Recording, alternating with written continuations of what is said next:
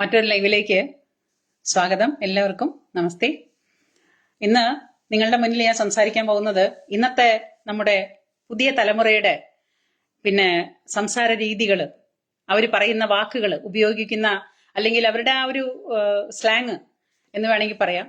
പലരും പറയാറുണ്ട്, നമ്മളൊക്കെ നമ്മുടെ പിള്ളേരുകൾ ഇങ്ങനെ തന്ത വൈബ്, തള്ള വൈബ്, അമ്മാവൻ വൈബ്, അങ്കിൾ വൈബ്, അങ്ങനെ അങ്ങനെ കുറെ പുതിയ പുതിയ പുതിയ വേർഡുകളൊക്കെ ഇവര് ഉണ്ടാക്കിയിട്ടുണ്ട്.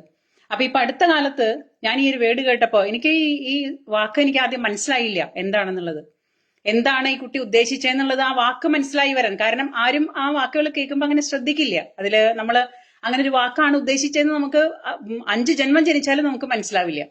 പക്ഷെ ഉദ്ദേശിച്ചത് അങ്ങനെയാണ്. അത് നിങ്ങൾക്കത് കേട്ട് നോക്കിയാലേ മനസ്സിലാവുള്ളൂ. കാരണം എന്താ വെച്ചാല് പല കാര്യങ്ങളും നമ്മൾക്കത് സംസാരത്തിൽ കൂടെ വരുമ്പോൾ നമ്മളിങ്ങനെ അത് പറഞ്ഞു പോകുമ്പോൾ ചില വാക്കുകൾ, അങ്ങനെയുള്ള വാക്കുകൾ ഇതേവരേക്കും കേൾക്കാത്തത് കൊണ്ട് ഒരുപക്ഷെ നമുക്കത് വിശ്വസിക്കാൻ ബുദ്ധിമുട്ടുണ്ടാവും. പക്ഷേ വിശ്വസിച്ചേ പറ്റുള്ളൂ. ഇന്നത്തെ തലമുറ ഒരുപാട് ദൂരത്തെത്തിയിരിക്കുന്നു. നമ്മളെക്കാളൊക്കെ വിട്ട് ഒത്തിരി ദൂരെയാണ് അവര് യാത്ര ചെയ്യുന്നതും അവര് ജീവിക്കുന്നതും ചിന്തിക്കുന്നതും ഒക്കെ. തലച്ചോറ് കൊണ്ടല്ല ചിന്തിക്കുന്നത്, അത് ഉറപ്പായിട്ടും അത് കേട്ടാൽ മനസ്സിലാവും. കാരണം ഇതിന് തലയ്ക്കകത്തൊന്നും യാതൊരു വെളിവുമില്ല എന്നുള്ളത് ഇത് സംസാരിക്കുന്ന കേട്ടാൽ തന്നെ മനസ്സിലാവും. നമ്മൾ സാധാരണ കുട്ടികളെ, നമ്മുടെ കുട്ടിക്കാലത്ത് നമ്മള് അമ്മയെ ഞാൻ കളിക്കാൻ പോട്ടെ കേട്ടോ എന്ന് പറയും നമ്മള് സാധാരണ, ഇല്ലേ? ഞാൻ ഡാൻസ് കളിക്കാൻ പോവാണെന്ന് പറയും. അല്ലെങ്കിൽ അമ്മ ഞാൻ കളിക്കാൻ പോവാണ്, അല്ലെങ്കിൽ എന്റെ കൂട്ടുകാരൻ ഇങ്ങോട്ട് കളിക്കാൻ വന്നിട്ടുണ്ട്, ഞാൻ അവന്റെ കൂടെ പോയി കളിച്ചോട്ടെ എന്നൊക്കെ നമ്മള് കുട്ടികൾ അങ്ങോട്ടും ഇങ്ങോട്ടും ചോദിക്കുന്ന ഒരു സംസാര രീതിയുണ്ട്. ആ ചോദിക്കുന്ന വാക്കിന് ഒരിക്കലും ഒരു ഡബിൾ മീനിങ്, അതായത് കൊച്ചുകുട്ടികൾ ചോദിക്കുന്ന ആ വാക്കിന് നമുക്ക് ഒരിക്കലും ഒരു അസഭ്യമായ രീതിയിൽ നമുക്ക് തോന്നിയിട്ടില്ല. കാരണം എന്താ വെച്ചാല് കളിക്കാൻ പോവാ, അമ്മേ ഞാൻ കളിക്കാൻ പോട്ടെ, അടുത്ത വീട്ടില് അല്ലെങ്കിൽ അവന്റെ അപ്പുറത്തെ കൂട്ടുകാരന്റെ വീട്ടിൽ ഞാൻ കളിക്കാൻ പോട്ടെ എന്നൊക്കെ ചോദിക്കുമ്പോൾ നമുക്ക് ആ വാക്കിൽ ഒരിക്കലും ഒരു അപാകത തോന്നാറില്ല. പക്ഷെ ഇപ്പോ ഈ വാക്ക് പറയാൻ തന്നെ അറപ്പ് തോന്നുക. ഈ കളിക്കുക എന്ന് പറയുന്ന വാക്ക് ഇപ്പൊ പറയാൻ തന്നെ ചളിപ്പ് തോന്നുക, വായിന്ന് വരുന്നില്ല, പറയാൻ അത്രയും ബുദ്ധിമുട്ടുണ്ട്. അപ്പൊ കാരണം ഇതിന് എപ്പോഴും ഡബിൾ മീനിങ്ങോട് കൂടിയിട്ടാണ് ഇപ്പൊ ഈ വാക്കുകളൊക്കെ, പുതിയ വേർഡുകളൊക്കെ, പഴയ വാക്കുകളൊക്കെ പഴയതാണ്, പക്ഷെ അതിന്റെ അർത്ഥവും വ്യാകരണവും പര്യായങ്ങളും വിപരീതങ്ങളൊക്കെ മാറി വേറൊരു തലത്തിലേക്ക് എത്തി എന്നതാണ് വ്യത്യാസം. നമ്മൾ ഉപയോഗിച്ചിരുന്ന മലയാള ഭാഷയുടെ പല വാക്കുകളും ആ ഉപയോഗ രീതിയിൽ നിന്ന് മറ്റൊരു തലത്തിലേക്ക് യാത്ര ചെയ്തുകൊണ്ടിരിക്കുകയാണ്, അല്ലെങ്കിൽ അതിനെ പോയിക്കൊണ്ടിരിക്കുകയാണ്.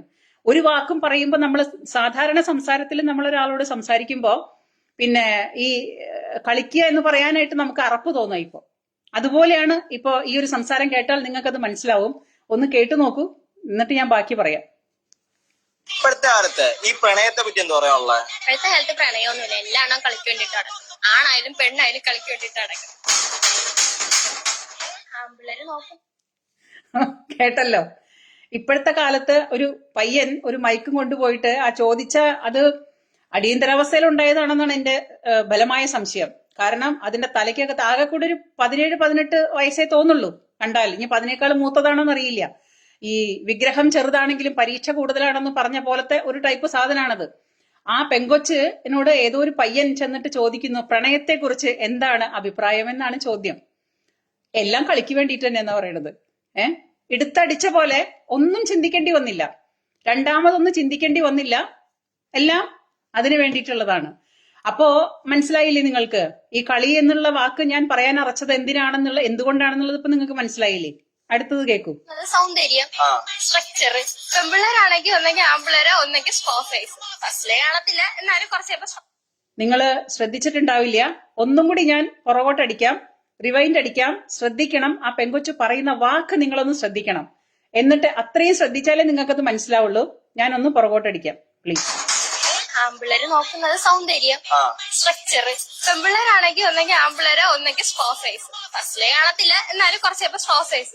ചെറുതാണെങ്കിൽ കളകിട്ടു, അല്ലെങ്കിൽ പൈസ തീരുമ്പോഴത്തേക്ക് അവര്. ആൺകുട്ടികള് പ്രണയത്തിനെ കുറിച്ച് അഭിപ്രായമാണ് പറയുന്നത്. ആൺകുട്ടികൾ നോക്കുന്നത് പെൺകുട്ടികളുടെ സൗന്ദര്യം, സ്ട്രക്ചർ. ഓക്കെ, അത് ശരി, സമ്മതിക്കുന്നു. പെൺകുട്ടികളാണെങ്കിൽ ആൺപിള്ളേരെ നോക്കുന്നത് അവരുടെ സ്ട്രോ സൈസ് ആണെന്ന് പറഞ്ഞപ്പം എനിക്ക് ഈ സംഭവം ആദ്യം മനസ്സിലായില്ല. നിങ്ങൾ കേട്ടിട്ടുണ്ടോ? ജീവിതത്തിൽ ഇന്ന് വരെ എന്റെ ലെവലിൽ, എന്റെ പ്രായത്തിൽ നിൽക്കുന്ന ആൾക്കാരോടാണ് ഞാൻ ചോദിക്കുന്നത്, ഈ സ്ട്രോ സൈസ് നോക്കിയിട്ടാണ് ആണും പെണ്ണും തമ്മിൽ പ്രേമിക്കുന്നതെന്ന് നിങ്ങൾ കേട്ടിട്ടുണ്ടോ ഈ ജീവിതത്തിനിടയ്ക്ക്? 56 വയസ്സായ ആളാണ് ഞാന്. അപ്പോ ഞാൻ ഈ ജീവിതത്തിൽ ഇന്ന് വരെ കേൾക്കാത്തൊരു വാക്കാണ് പെൺകുട്ടികള് ആൺകുട്ടികളെ പ്രണയിക്കുന്നത് അവരുടെ സ്ട്രോ സൈസ് നോക്കിയിട്ടാണെന്നാണ് പറയുന്നത്. എത്രയുണ്ട് പറയുന്നത്? ആകെ കൂടി സൂട്ട്കേസിന്റെ താക്കോലിനോളം പോകുന്ന ഒരു പെങ്കൊച്ചാണ് പറയുന്നത് ആണും പെണ്ണും പ്രേമിക്കുന്നത് കളിക്ക് വേണ്ടിയിട്ടാണ്. കളി കഴിഞ്ഞു കഴിഞ്ഞാൽ രണ്ട് വഴിക്ക് ഇട്ടിട്ട് പോവും. അത് കഴിഞ്ഞിട്ട് പിന്നെ പറയുന്നത് പെൺപിള്ളേർക്ക് ഇതുപോലെ വന്നു കഴിഞ്ഞാൽ അപ്പോ അതോട് കൂടിയിട്ട് എല്ലാ കാര്യങ്ങളും തീർന്നു എന്നാണ് പറയുന്നത്. ആമ്പിള്ളേര് നോക്കുന്നത് സൗന്ദര്യം, സ്ട്രക്ചർ. പെൺപിള്ളേരാണെങ്കിൽ ഒന്നെങ്കിൽ ആമ്പിള്ളേരെ ഒന്നെങ്കിൽ സ്ട്രോ സൈസ്. ഫസ്റ്റിലെ കാണത്തില്ല, എന്നാലും കുറച്ച് സ്ട്രോ സൈസ് ചെറുതാണെന്ന് പറഞ്ഞ് കളകിട്ടു. അല്ലെങ്കിൽ പൈസ തീരുമ്പോഴത്തേക്ക് അവരെ തീർക്കും, അല്ലെങ്കിൽ വേണ്ട. ഇപ്പോഴത്തെ കാലത്തില്ല കഴപ്പ് ഇത്ര തന്നെ. അയ്യോ ഒന്നും കൂടി സ്ട്രോ സൈസ് ചെറുതാണെന്ന് പറഞ്ഞ് കളകിട്ടു. അല്ലെങ്കിൽ പൈസ തീരുമ്പോഴത്തേക്ക് അവരെ തീർക്കും, അല്ലെങ്കിൽ വേണ്ട. ഇപ്പോഴത്തെ കാലത്തില്ല കഴപ്പ് ഇത്ര തന്നെ. എല്ലാരും മെജോറിറ്റി ഈ കഴപ്പിന് വേണ്ടിട്ടല്ലേ അടക്കുന്നത്. ഇത് കഴിയുമ്പോഴത്തേക്ക് രണ്ടിനും മടുക്കും. ഇപ്പോഴത്തെ ജനറേഷൻ മടുത്തിട്ട് അടുത്ത. ഇപ്പോഴത്തെ കാലത്ത് പ്രണയം എന്ന് പറഞ്ഞാൽ റൂം എടുക്കുക, കളി പാസ്സാക്കുക, കുറച്ച് കഴിഞ്ഞ്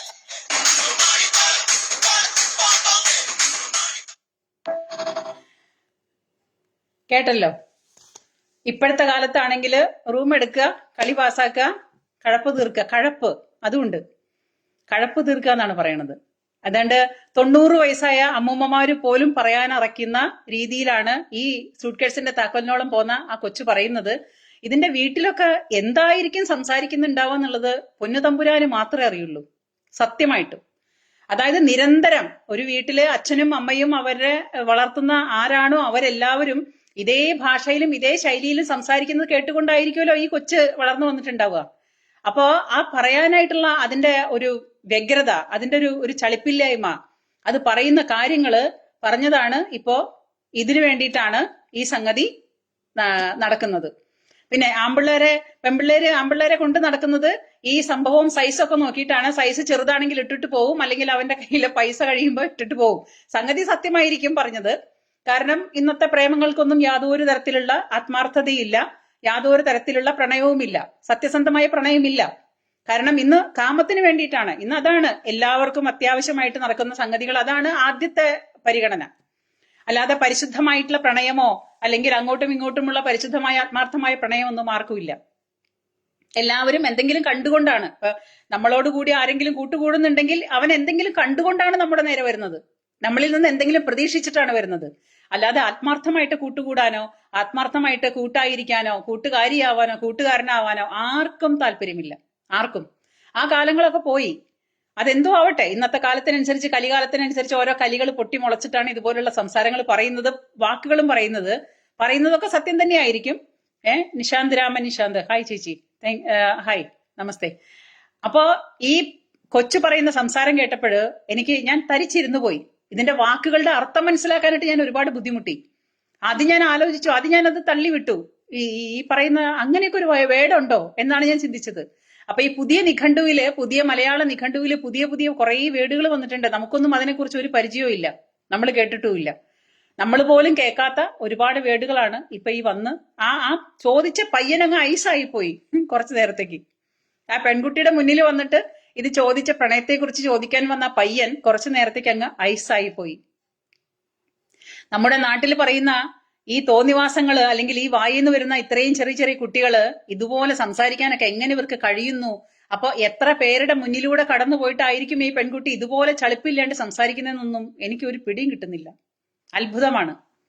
ഇന്നത്തെ തലമുറയുടെ വായിന്ന് വരുന്ന വർത്തമാനങ്ങള് എവിടെ, എങ്ങനെ, ഏത് തരത്തില്, എപ്പോ, എന്ത് തരത്തിൽ പറയണം എന്നുള്ള ഒരു ബോധമില്ലാത്തത്. അതായത് എല്ലാ കുട്ടികൾക്കും, പുതിയതായിട്ടുള്ള എല്ലാ കുട്ടികൾക്കും ഈ പഠിപ്പുണ്ട്, പുസ്തകത്തിലുള്ള അറിവുണ്ട്, തത്തമ്മയെ പൂച്ച എന്ന് പറയുന്ന അറിവുണ്ട്. പക്ഷെ യുക്തിയില്ല, ഒരു യുക്തിബോധമില്ല. ഒരു എന്താ പറയാ, ഒരു സന്ദർഭോചിതമായിട്ട് സംസാരിക്കുമ്പോ ഞാൻ ഈ വിളിച്ചു പറയുന്നത് മുഴുവൻ നാട്ടുകാർ കേൾക്കുവാണ്, നാളെ ഞാനൊരു പരിഹാസപാത്രമാവും, അല്ലെങ്കിൽ ഞാൻ ആ പറയുന്നതിനിപ്പോ പ്രണയത്തെക്കുറിച്ച് ചോദിക്കുമ്പോൾ ഇന്നിപ്പോ പ്രണയത്തിൽ ആർക്കും ആത്മാർത്ഥത ഇല്ലെന്ന് പറഞ്ഞാൽ തീർന്നില്ലേ? അത് പറഞ്ഞാൽ പോരെ? പ്രണയത്തെക്കുറിച്ച് ചോദിക്കുകയാണ്, അപ്പൊ പറഞ്ഞു ഇന്നത്തെ പ്രണയത്തിനൊന്നും അധികം ആയുസില്ല, ഇന്നത്തെ പ്രണയം ആർക്കും ഒരു ആത്മാർത്ഥതയില്ലാത്ത പ്രണയമാണ്, ഒരാളും ജെനുവിനായിട്ടോ അല്ലെങ്കിൽ സത്യസന്ധമായ മനസ്സോട് കൂടിയിട്ടൊന്നും ആരും പ്രണയിക്കുന്നില്ല. അങ്ങനെയൊക്കെയല്ലേ സാധാരണ പറയാ? അതല്ലേ?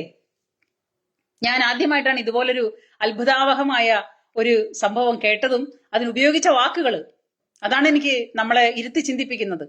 എന്താണ് ഈ ഇന്നത്തെ തലമുറയുടെ വായിന്ന് വരുന്ന വർത്തമാനങ്ങൾ എന്ന് കേൾക്കുമ്പോൾ അന്തം വിട്ട് കുന്തം വിഴുങ്ങിയ പോലെ ആയി പോകുന്നു. അത്ഭുതം തോന്നുന്നു ഒരുപാട്. ഈ വാക്കുകളുടെ അർത്ഥം കണ്ടുപിടിക്കാനായിട്ട് നമ്മൾ പുതിയ ഡിക്ഷണറി ഉണ്ടാക്കേണ്ടി വരും.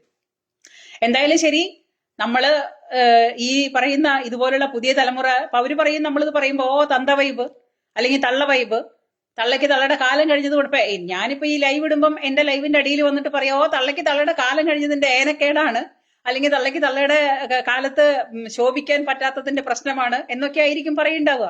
ഐ ഡോണ്ട് കെയർ, എനിക്കൊരു പ്രശ്നമില്ല, അത് പറഞ്ഞോട്ടെ.